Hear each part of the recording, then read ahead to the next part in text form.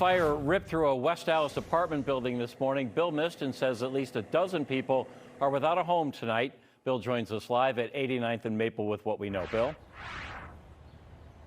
Hey there, Ted. We got an update from the Red Cross, and 17 people have been displaced by this fire. And when fire crews showed up here, fire officials say that smoke and flames were pouring out of the second floor there. And as you can see, not much of the roof of this building is left. This 8-unit apartment building now unlivable.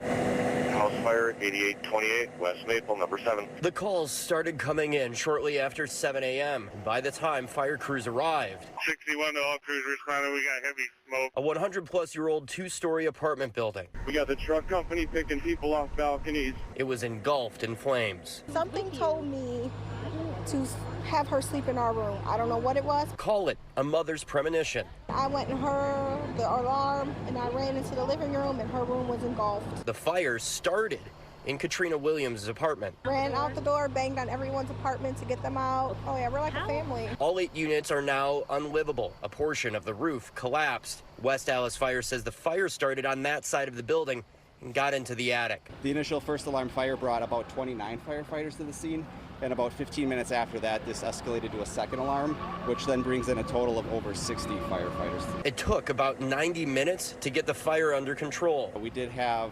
defensive water tower operations that were set up, which brought that fire under control. There are things that are now out of Williams' control. To cancel our wedding, everything. Her dress likely destroyed, her cat missing, but her daughter And I'm so glad she did. safe and sound.